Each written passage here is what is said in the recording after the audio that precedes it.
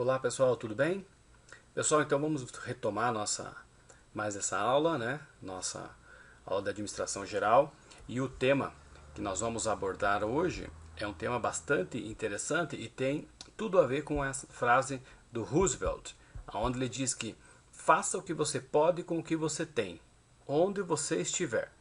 Então guarde essa frase, porque essa frase é a nossa frase de norte da aula de hoje, tá? Então faça o que você pode com o que você tem onde você estiver, tá?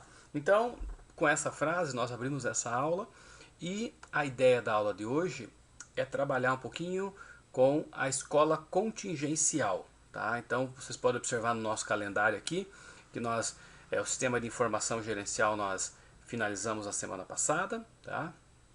E hoje nós entramos na escola contingencial. Tá? E depois vamos seguindo o nosso calendário com a escola, com a administração por objetivo, depois a administração por processo e assim até nós concluirmos, né, a nossa jornada aí no dia 22/6, tá bom? Então espero que estejam todos bem aí, né?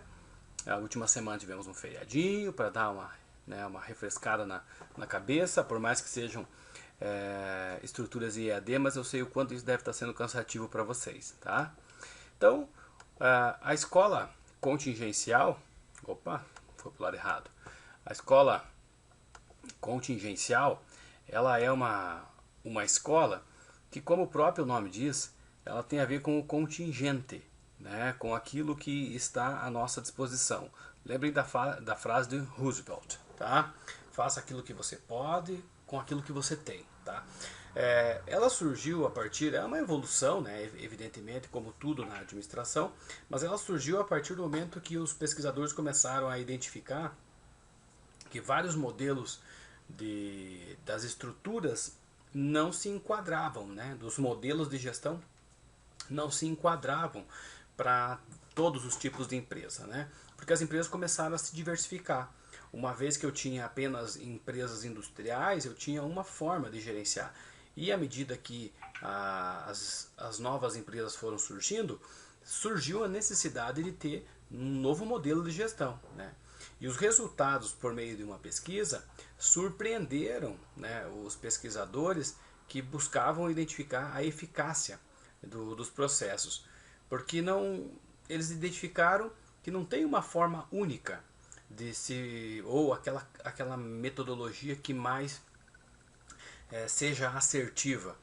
O que existe são empresas distintas e evidentemente que todas essas empresas distintas têm maneiras distintas de se gerenciar.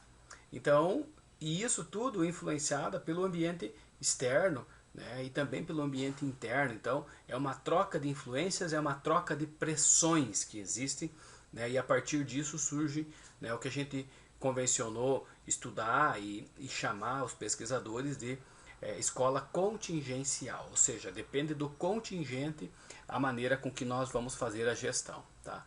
E as ideias básicas da teoria contingencial, essas três dizem o seguinte: ó, as organizações devem se ajustar às condições do ambiente para serem competitivas e sustentáveis.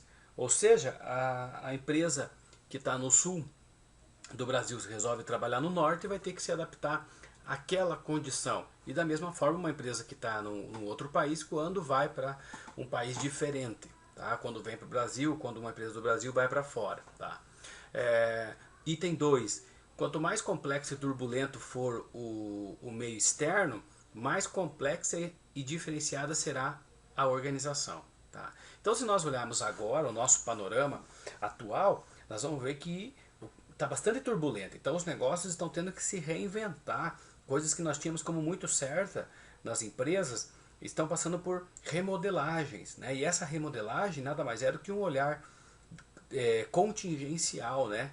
À medida que as coisas estão se mudando, eu também preciso alterar esse meu perfil de gestão. E um detalhe importante: não existe um modelo organizacional único.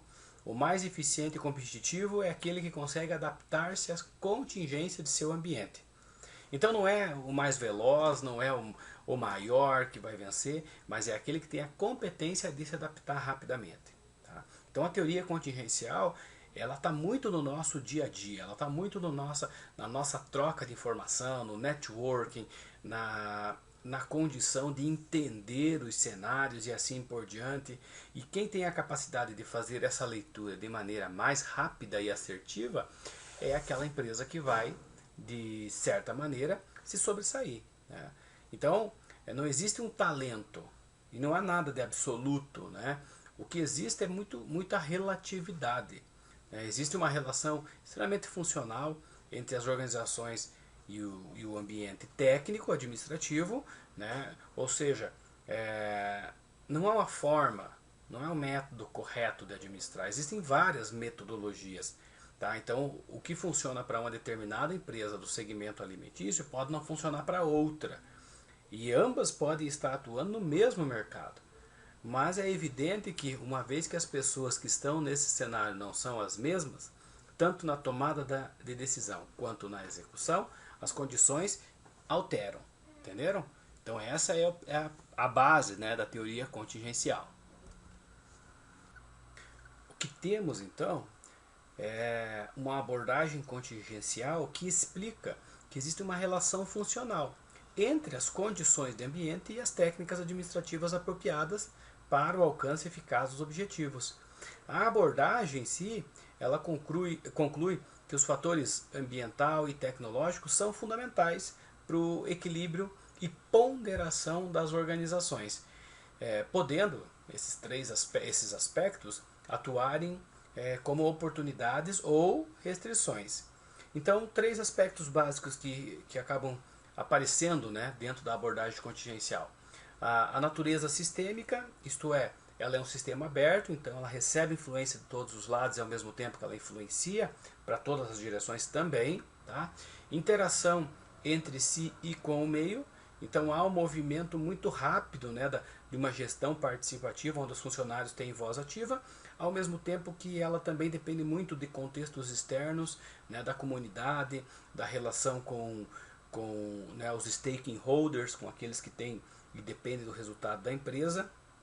E as características ambientais, elas atuam como variáveis independentes, enquanto as características organizacionais são variáveis dependentes daquelas. Ou seja, as variáveis ambientais, elas independem da vontade da empresa. Ou seja, a economia vai se comportar da forma com que ela se comporta na questão da movimentação do mercado, indiferente da tomada de decisão, muitas vezes, da minha empresa. Tá? Mas, em contrapartida, as características da minha empresa dependem do comportamento econômico. Tá? Então, quando nós falamos dessa abordagem contingencial, nós estamos falando de uma relação que é extremamente aberta. Tá? É extremamente, até certo ponto, complexa, né? Porque ela envolve a organização de uma maneira muito conexa, tanto internamente quanto externamente. Tá? E toda essa complexidade, há necessidade de se aprender a lidar com ela. Tá? Então as organizações elas têm que começar a enxergar o ambiente não como um aspecto agressivo, né? Como algo que vai engolir elas, mas de uma maneira adaptativa, né? Como se fosse, né, parte do processo e não um processo à parte. Tá? É como se você pensasse o seguinte: agora está se falando muito, né, o que fazer depois da quarentena, ou o que fazer durante a quarentena, como. Então, mais uma vez nós estamos vendo uma enxurrada de fórmulas mágicas aí no cenário. E na verdade eu acho que o momento agora, e é um achismo mesmo, porque é um ponto de vista meu enquanto professor, o momento talvez seja de revisar as estratégias que deram certo até hoje na nossa empresa e como nós vamos planejar de agora em diante, como vamos criar estratégia a partir de agora, porque o cenário mudou totalmente de uma maneira que não tínhamos noção. Então, me desculpe a sinceridade, mas ainda não existe, nós não temos, é muito recente, são 40 dias, no máximo 60 dias, de um mundo extremamente novo e turbulento, então nós não temos ainda modelos que respondam a esse cenário. Tá? Então, aquela história de agora conheça esse modelo, que é o modelo pós-Covid. tomem cuidado, né, ao entender isso como uma máxima absoluta, porque ele pode comprometer o resultado do mercado. Por quê? Porque o cenário ainda está mudando, né? Nós ainda não sabemos, nós estamos dependendo da base legal para voltar a trabalhar, nós estamos dependendo da base econômica para os mercados começarem a reagir, cada região, cada cidade, cada estado, cada município acaba tomando, né, decisões pautadas evidentemente que na base legal, mas com um olhar muito micro às vezes, né? E aí a gente acaba muitas vezes tendo noções, tendo impactos do ambiente macro sobre esse ambiente micro, né? Quando eu falo macro, eu estou falando numa instância federal, atuando sobre o micro, que é uma questão muito local, né? Então, às vezes hoje no Paraná todos têm que usar máscara, né, para sair às ruas e assim por diante. Em algumas outras regiões já não. Então, pode voltar o barzinho a funcionar, né, mas não pode voltar a escola. Então são contextos novos que nós estamos tendo que interpretar. E o ambiente geral, ele é uma somatória das questões tecnológicas, da questão sociocultural, aspecto econômico, político-legal, a questão internacional, a questão ambiental, né, e até uma questão demográfica. Tá? Ou seja, todas essas correntes estratégicas, elas estão pressionando a organização, que está representada nesse círculo azul na tela de vocês, em que estão os proprietários, os empregados, os administradores, o próprio ambiente, empresa, né, como uma coisa física e tangível. Tá? E entre essa questão externa e o ambiente micro dentro da minha empresa, eu tenho os meus clientes que estão navegando. Eu tenho os meus fornecedores que estão me atendendo. Eu tenho os concorrentes que também estão chegando. Eu tenho parceiros estratégicos e tenho reguladores do mercado. Eu tenho ameaça de novos entrantes no mercado e eu tenho o mercado de trabalho me fazendo pressão com as questões trabalhistas, com as questões legais. Eu tenho a ameaça de produtos novos que venham a substituir aquilo que eu estou fazendo. Então o ambiente geral, onde as empresas estão localizadas, elas são um acrônimo, né, de várias estruturas. Então eu tenho um ambiente geral, né, como macro ambiente, eu tenho um ambiente operacional, né, ou setorial, e eu tenho um ambiente micro, que é a empresa em si. Tá? Um fator bastante relevante quando a gente fala de teoria contingencial é a questão tecnológica. Né?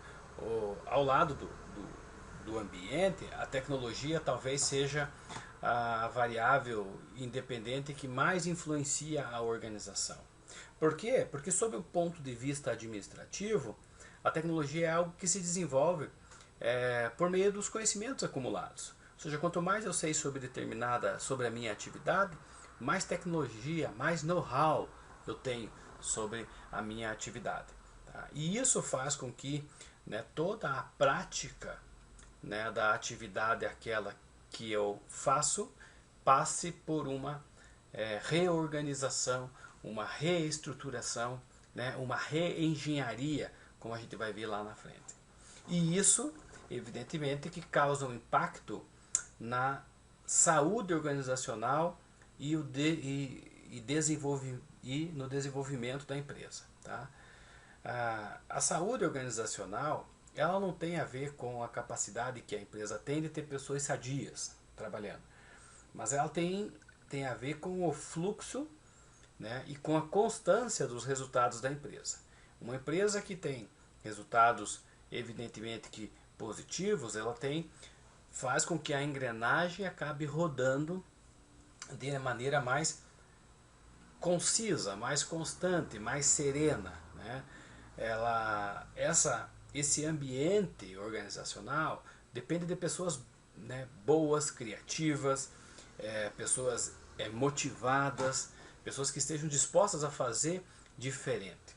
Tá? A saúde organizacional, penso eu, que depende muito menos da boa vontade do dono da empresa em criar um ambiente e mais das pessoas estarem comprometidas com o negócio. É evidente que o papel do dono, do gestor, do administrador, do contador é fundamental, né, para instigar essas pessoas a realizar a atividade de maneira a abraçar a causa, mas ela está bastante condicionada ao papel das pessoas se autodesafiarem, né? Se motivarem a ir para o mercado. Porque da mesma forma que nós estamos vivenciando hoje, né, uma restrição de circulação, quando nós voltarmos às atividades nas empresas, nós vamos ter problema de relacionamento, né? Nós vamos talvez ter empresas que irão produzir menos, né, em números do que antes da Covid. E isso vai levar um tempo até a gente chegar a novos patamares. Por quê? Porque nós vamos ter que reaprender, né, a convivência social. E não que nós vamos esquecer, mas nós vamos começar a valorizar algumas coisas de maneira diferenciada, né? E nesse interim nós temos dois grupos que acabam surgindo, né?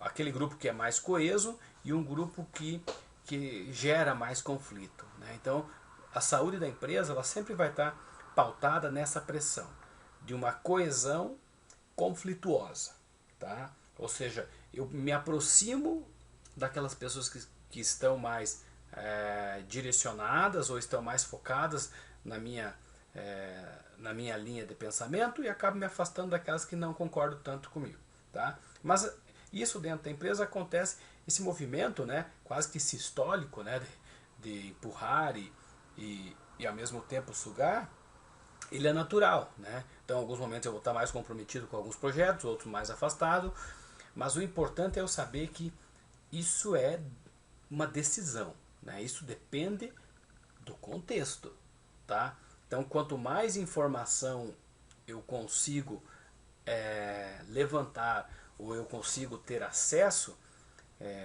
pode e evidentemente que me levará a ter mais aproximação, mais sinergia com determinados projetos. A crítica que surge então à teoria contingencial é que tudo é relativo, né? E tudo depende. Nada é absoluto ou universal. Tá? Mas então quer dizer, poxa, professor, então que tipo de teoria que nós estamos falando?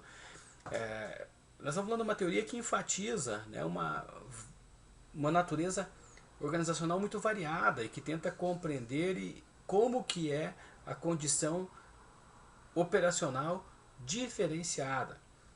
Ou seja, dependendo do ângulo que eu olho para a minha empresa, eu tomo determinadas decisões. Mas e se eu olhasse de outra forma? Eu acho que aqui o grande segredo é entender o seguinte, é fazer o intercâmbio entre as várias teorias que nós já vimos. Tá? Claro que nenhuma teoria tem a verdade absoluta. Né? É mais ou menos como se fosse uma religião. Né? Então nós temos a religião da administração clássica, a religião da administração voltada para os recursos humanos, mas nenhuma delas tem a certeza absoluta. E aí então a teoria contingencial ela surge como uma teoria que ela busca equilíbrio. Tá? Então às vezes a crítica que vem sobre a teoria contingencial é daqueles que realmente querem defender, né, religiosamente um ponto de vista e não gostam de ser contrariado. Ou seja, se eu estou vendo de outro ângulo, talvez eu tenha que convencer as pessoas a vir para o ângulo qual eu estou e apontar os quesitos. Eu não defendo uma ideia apenas pela boa vontade, eu defendo uma ideia pelas considerações que eu faço sobre tal ideia, sobre tal situação, problema. Tá? Então a crítica ela está muito dentro da condição de entender que na complexidade desse mundo contemporâneo, todas as coisas estão em constante mudança. Tá? Então, é como se você dissesse o seguinte, nós estamos evoluindo. Tome cuidado com essa frase. Né? Quando vocês ouvem essa frase, tomem cuidado, porque até câncer evolui. Tá? Então o câncer evolui. Quando o câncer evolui, não é uma coisa boa. Então quer dizer, nem sempre a evolução é uma coisa boa. Mas o que é bom então? É bom entender que nós precisamos mudar. Tá? Então nós precisamos nos reinventar. Então muitos negócios foram literalmente e vão ser disseminados agora, no momento mais drástico. Né? Mas por que isso acontece? Porque nós, de certa forma, nós não podemos nos banhar duas vezes no mesmo rio. Porque o rio não é mais o mesmo. Ou seja, essa frase né, é do Heráclito, lá da Grécia Antiga. Tá? E quando ele diz isso, ele diz o seguinte: ó, você pode tomar banho no Rio Iguaçu a todo momento, mas a água, o rio pode ser o mesmo, mas a água que está nele não é. O leito do rio já não é mais o mesmo, porque sofreu interferência. As pessoas andando no rio agora vão causar um impacto né, no solo, né, que está abaixo d'água. Tá? Agora ele está aparente. As pessoas deixaram marcas lá que no futuro, entende? Outras pessoas não verão. Então o leito do rio sofreu alteração. O rio Iguaçu continua tendo o mesmo nome, mas ele passa por mudanças. Então não podemos banhar, né, nos banhar duas vezes no mesmo rio, porque o rio não é mais o mesmo. Tá? Então nós não podemos beber da mesma fonte de receita hoje. Por quê? Porque o mercado mudou, porque o mercado é diferente. Tá? A primeira onda que mostra isso, né, na nossa jornada nesse planeta foi a agricultura, depois veio a industrialização, depois veio a informação, depois veio a produtividade e hoje nós estamos numa quinta onda que é a imaginação. Tá? Então observe, o mundo está em transformação. Tá? Não é evolução, é transformação. Por quê? Porque a evolução muitas vezes ela nem sempre é positiva. E o que nós estamos entendendo é que o processo de transformação ele é evolutivo. Então, da agricultura para a industrialização, para a informação, para a produtividade e para a imaginação. Tá certo?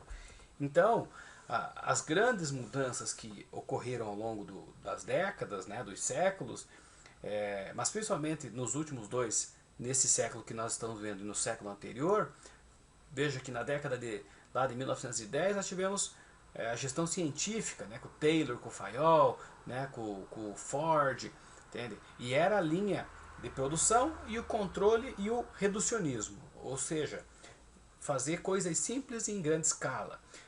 De 1920 a 1940, nós tivemos as grandes corporações, grandes organizações surgindo, e aí precisou de uma organização burocrática.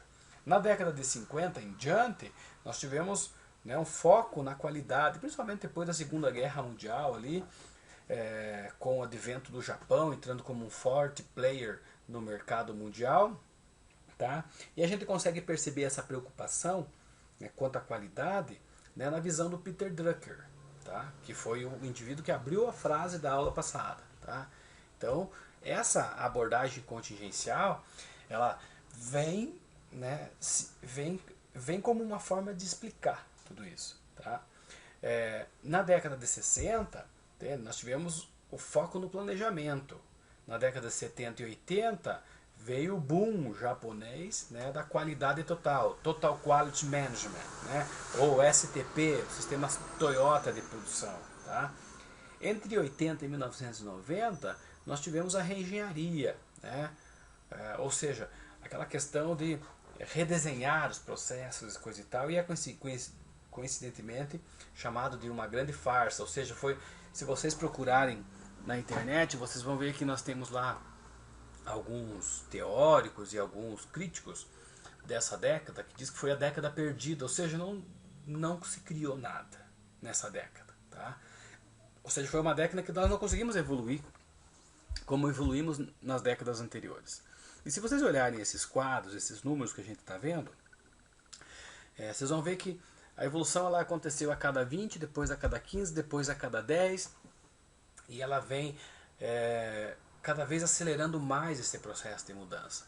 E as mudanças do século de 1990 em diante, né, final do século 20, deixaram de ser a questão do material e passaram para ser o intangível. Né? Nós passamos a ter a era da informação, né, com o advento da informática, o capital intelectual começou a se tornar o diferencial competitivo nas empresas. Tá? As empresas começaram a olhar o ser humano, evidentemente, com um olhar mais carinhoso, no sentido de explorar a inteligência humana como fomento para o desenvolvimento organizacional. E é o que, de certa forma, nos trouxe até agora. Né? Porque o que nós tínhamos? Uma era industrial que eu focava o produto, uma era pós-industrial que eu foquei o mercado, uma era de da informação que eu olhei eficazmente para comunicação organizacional. Tá?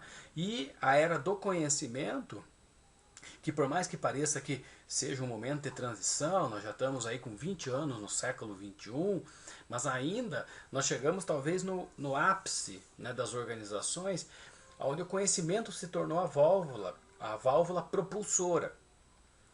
Ou seja, as empresas que conseguem organizar e de certa forma conduzir o seu conhecimento para um ambiente, né, levar a sua empresa, tirar de um ambiente A para um ambiente B, muitas vezes sem causar grandes alvoroços, ela tem um crescimento sustentável. Entende? A sustentabilidade tem a ver com constância de propósito.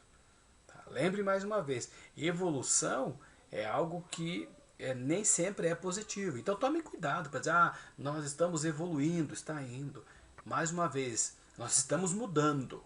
Então adotem a maneira, né? O mindset de vocês tem que talvez mudar um pouquinho nesse sentido. E eu não estou dizendo que ele está errado. Tá? Eu estou dizendo que é muito comum nós nos depararmos no dia a dia nos questionando muitas vezes e colocando a condição de que nós estamos evoluindo. Tá? Então, quer dizer, eu, professor Ademir, prefiro usar a frase nós estamos mudando. Tá? Mas alguém vai dizer, mas a gente pode mudar para pior também. É muito difícil. É muito difícil mudar para pior. Entende? Quando você muda para pior, é quase que consciente isso. Tá? É diferente de evoluir, porque quando você evolui, você já está pior. Né? Então, quer dizer, você evoluiu um quadro doentio, você evoluiu um quadro caótico, você evoluiu uma série de coisas. Nós estamos aguardando aí a evolução do Covid, a evolução, né, de uma doença. Nós não estamos esperando uma mudança. A mudança seria entrar agora, né, algum maluco aí com uma vacina que resolvesse esse problema. Isso seria uma guinada. Né? Com certeza esse cara ficaria quadrilionário, talvez. Tá? Entenderam? Então essa é uma relação muito interessante. Tá? 1900, o que nós tínhamos?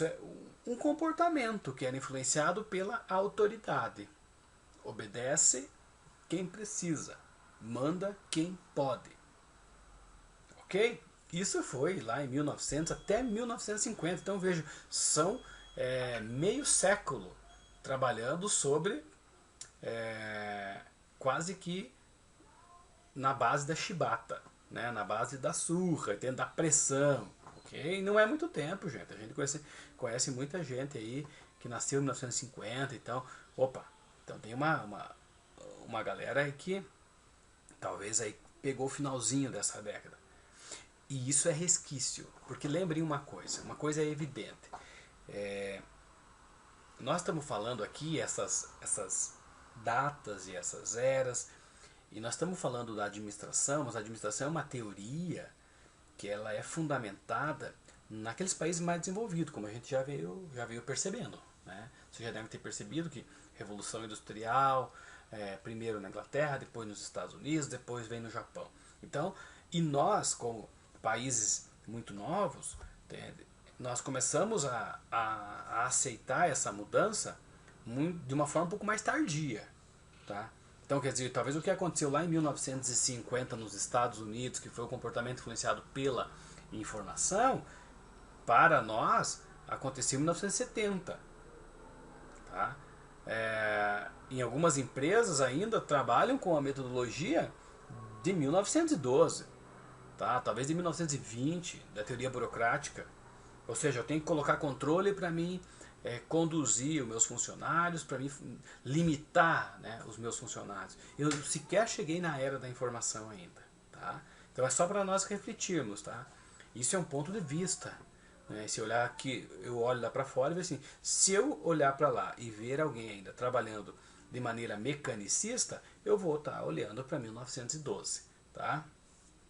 Entre 1900 e 2005, nós temos um comportamento que ele é influenciado pelo conhecimento, tá? E pela competência. Hoje, né, a área do conhecimento o conhecimento enquanto área de estudo, melhor dizendo, ele é uma área muito fértil, né? A Universidade Federal de Santa Catarina, né, hoje ela tem um doutorado, um programa de doutorado em gestão do conhecimento organizacional. Ou seja, o conhecimento ele virou uma área, né? Ele saiu do intangível, saiu do intelecto e começou a ser tangibilizado. Tá?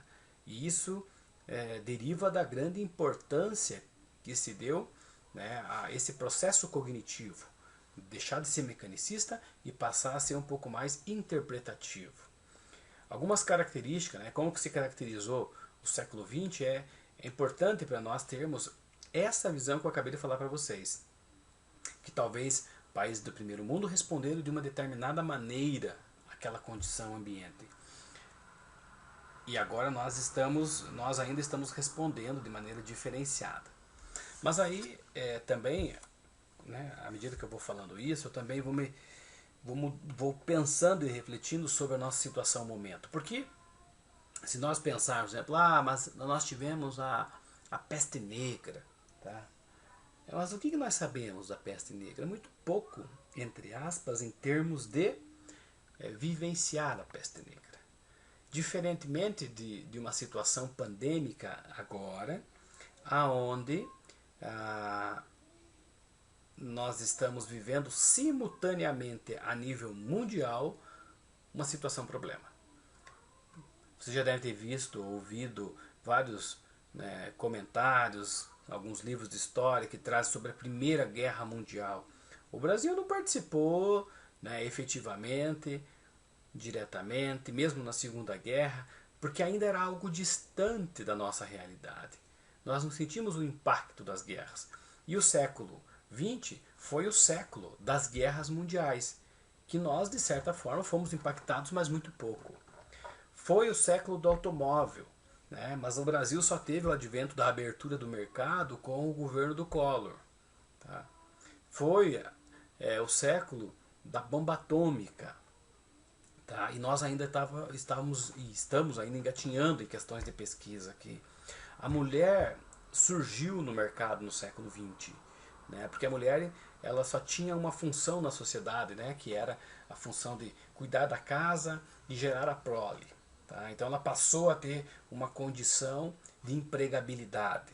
Né? Nós tivemos o século da aviação, né? Das viagens espaciais, né? Da internacionalização da economia, do fim dos impérios colonialistas, da eletrônica, dos transplantes, da indústria da cultura, da clonagem.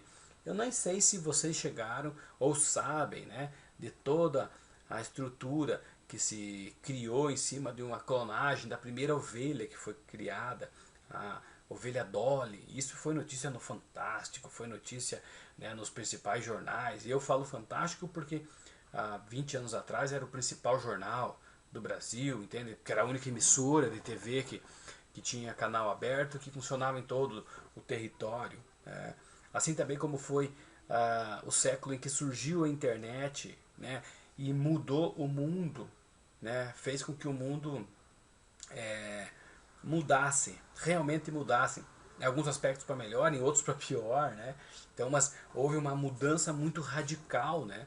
Nós tínhamos uma telefonia que era fixa, então eu tinha um telefone que estava grudado na parede e eu passo a ter uma telefonia móvel. Mas também foi o século, né, da conscientização e da maior valorização do ser humano. Né? Então eu começo a entender um movimento contingencial, tá, de entender que o que importa é saber o que importa. Tá? O que é importante na vida, né? O que é importante para todos os cenários é entender o que realmente é relevante e de que maneira que isso vai influenciar e impactar nos resultados da empresa. Claro que agora, né, o cenário atual, eu não estou falando desse momento, né, desse mês, dessa data, mas o cenário é um cenário turbulento. Tem mudanças no campo social, né, uma vez que nós temos discussão de gênero, né? Nós temos questões políticas. Tá? A política passou de uma coisa A para uma coisa B, entende? Nós temos mudanças na questão econômica, então antes nós não tínhamos bitcoins, agora existem até bitcoins, existe moeda virtual, existe uma precificação diferente, né? Nós temos mudanças no campo do conhecimento, né? Então o conhecimento ele não para, ele está evoluindo de maneira muito rápida. Nós temos a questão ecológica, né? A mudança no campo da ecologia, tá? O campo organizacional, ou seja, tudo aquilo que está aí perambulando entre as empresas está mudando de uma maneira muito abrasiva, né? Abrasiva no sentido de que aquele que não tiver preparado ele vai ser literalmente riscado do mapa e vai ter que se reinventar. Então vai ser muito mais comum nós vermos empresas que morrem e voltam dentro do mercado, né? Muitas vezes por questão de leitura. O campo tecnológico, né, não para, né? A gente está vendo cada vez mais tecnologia que vem para auxiliar a nossa vida, né? Para facilitar o nosso dia a dia.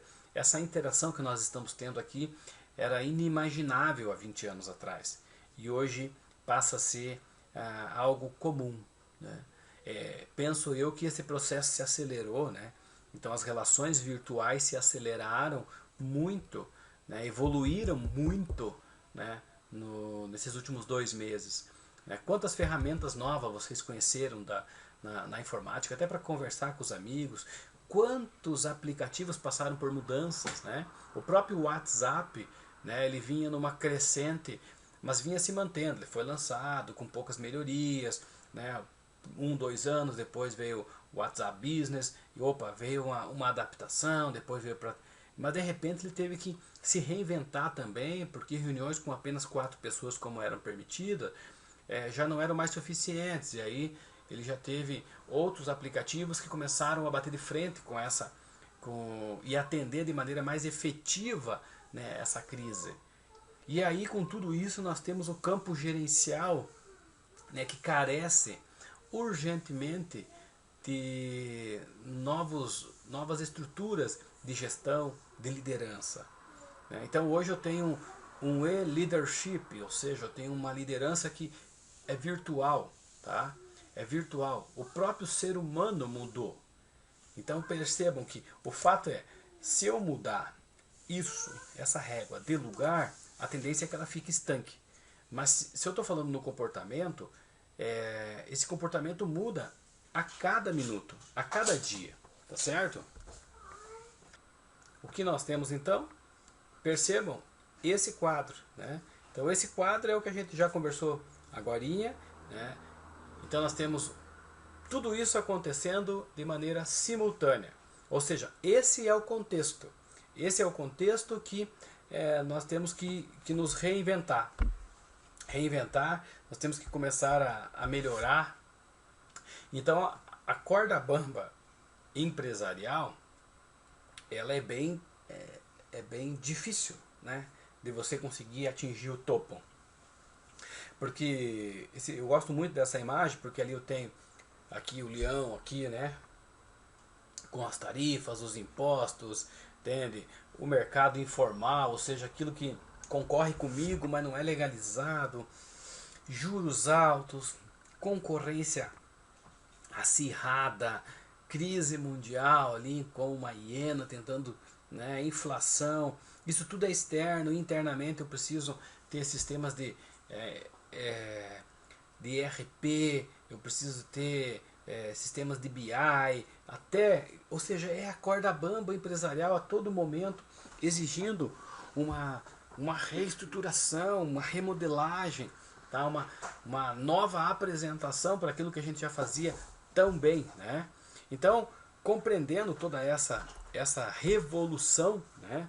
Essa revolução, nós temos que começar a olhar para trás e ver o seguinte: quais são as premissas, né, para o século XXI, tá? Democracia, cidadania e sustentabilidade, né? Então esse é o contexto que se molda, né, para esse século. Então qual é o Brasil que queremos para o século XXI, tá? E nós não podemos olhar hoje o horizonte do Brasil apenas na situação que está hoje, né? Então de que maneira que isso tudo muda? Para isso foram definidas, então, talvez expectativas de mudar, né, o contexto, e aí a gente cria mais ou menos um norte, né? Vejam essas 8 metas mundiais para esse milênio. Isso no início do milênio foi definido. E nós já passamos apenas 20, né, anos do milênio. Nós queremos erradicar a extrema pobreza e a fome. Nós queremos atingir o ensino básico universal. Nós queremos promover a igualdade entre os sexos, reduzir a mortalidade infantil, melhorar a saúde materna, combater o HIV, né, a AIDS, a malária e outras doenças, garantir a sustentabilidade ambiental, estabelecer uma parceria mundial para o desenvolvimento. Olhe para essas metas e analise o mercado hoje. O que disso que está sendo trabalhado? E isso foi, talvez há 20 anos, né, foi tido como, isso vai ser a premissa, né, para o futuro.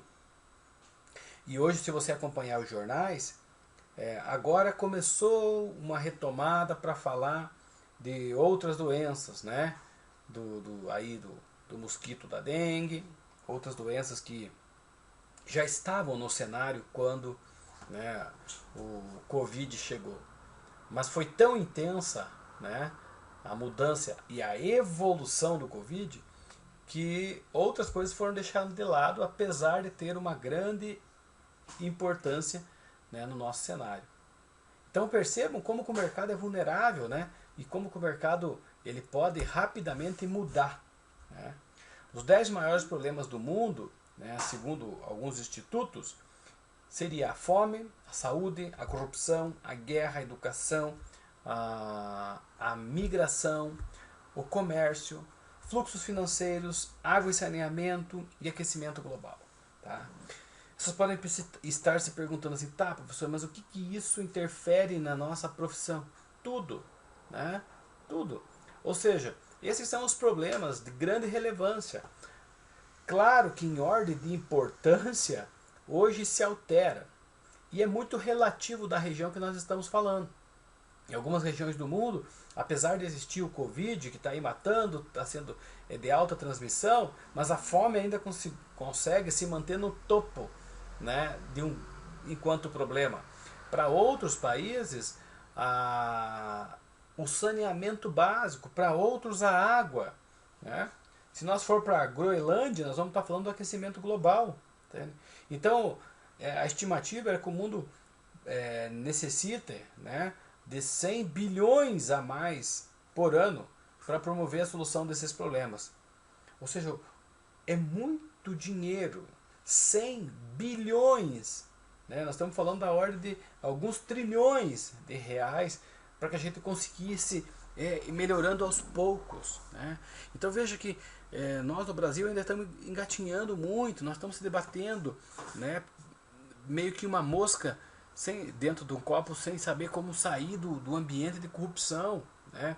E junto com a corrupção nós temos a saúde que está padecendo, né? E educação precária. Então vejam, né?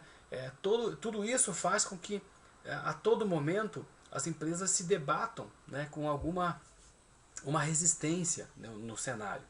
E aí a gestão, né, a teoria contingencial, ela serve para nós olharmos, né, para o mundo e, de certa forma, tentar lidar com isso tudo. Né? As grandes heranças do século XX, né, nós temos o desastre americano, né, que foi a guerra no Iraque, entende? A questão conectividade Oriente e Ocidente, a questão da incógnita, né, da China, tá? Um planeta em crise, né? O modelo brasileiro que se esperava que fosse outro hoje, mas está parecendo mais do mesmo, né? O protocolo de Kyoto, que veio para combater as questões, né, da sustentabilidade, para ajudar as questões da sustentabilidade, não combater, desculpa, para ajudar as questões de sustentabilidade, as questões de meio ambiente, e muitos países não assinaram, né? Inclusive os Estados Unidos não assinou, dizendo que não iria amenizar as poluições e assim por diante. Então, quer dizer, ainda nós sofremos com resquícios, né, mudança ainda muito insólitas, né? O contexto e o cenário, então, das grandes mudanças e a repercussão nas organizações é um momento, uma condição sistêmica, né? Então nós precisamos de profissionais trabalhando em times, e aí isso vai funcionar muito bem para alguns contextos, tá? Para outros ainda tem que evoluir muito. Existe uma necessidade de interface entre as áreas, ou seja, as áreas precisam conversar de maneira diferenciada, tá? Existe um achatamento na estrutura organizacional, então não me interessa mais ter uma questão triangular, onde o chefe manda e os demais obedecem, mas talvez horizontalizar algumas estruturas de decisão, tá? A intuição, né, o feeling, o know-how, né, e a criatividade começam a ganhar espaço, mas ao mesmo tempo tem que estar em conexão com as outras, né? O foco no cliente, o foco no cidadão, o foco no contribuinte, né? Estou falando foco no cliente, estou falando da tua empresa, estou falando foco no cidadão, das políticas, estou falando foco no contribuinte, estou falando do Estado. Uma liderança que eduque, né? E que não simplesmente seja um modelinho, né, educacional, tá certo? Tudo isso reflete uma repercussão, né, nas organizações. Valorização do homem como uma pessoa criativa, que gera ideias, né, e soluções, que contribui, né, com o seu cérebro e não só com os músculos, né, para gerar melhorias nas organizações. O alinhamento, né, entre projetos individuais e organizacionais, tá? Ou seja, existe uma aproximação entre aquilo que eu, pessoa física, quero e o que a empresa pode oportunizar e como ela pode facilitar tudo isso, né, para que a gente consiga, juntamente com a organização, atingir os resultados, tanto particulares quanto, né, empresariais. Tá? Além disso, a relação do trabalho baseada em parceria, não mais em chefe e subordinado. Tecnologia substitui o trabalho pesado e repetitivo, então os robôs chegam para nos auxiliar. É um novo mundo, gente, entendeu? Nós estamos falando de um ambiente que está acelerado, né? E como que eu me adapto a isso tudo? Nós já falamos disso em algum momento na sala, sobre o check-out do supermercado, né? Aqueles que já têm um check-out automatizado, onde você vai e faz o processo sozinho, né? De pagamento da sua compra, aonde a gente percebe que muitas vezes as pessoas ainda estão relutando, mas esse é um caminho sem volta, né? É um caminho sem volta, assim como é parte da nossa educação ser virtualizada, né? Nem sempre é bom no começo, mas à medida que a coisa vai avançando, a gente vai tendo que se adaptar a isso tudo, né? Mais valor a melhoria qualitativa do que quantitativa, né? E aí a gente vê a questão da qualidade de vida se sobressaindo. Então é bastante interessante que hoje nós estejamos nos preocupando muito mais com aquilo que comemos, com aquilo que fazemos, com as atitudes que tomamos, né? Trabalho, ele se tornou parecido com o lazer, né? E é comum hoje a gente levar trabalho para casa. Com certeza vários de vocês trabalham e acontece isso, né? Hoje mais do que nunca eu estou trabalhando na minha casa, eu estou aqui na minha casa, minha filha está aqui do lado, tá brincando, tá montando um quebra-cabeça aqui no chão. Então a gente está aprendendo a lidar com isso, tá? A gente está aprendendo a conviver com a diferença, né? Convivendo com a anormalidade, né? No sentido positivo disso tudo, né?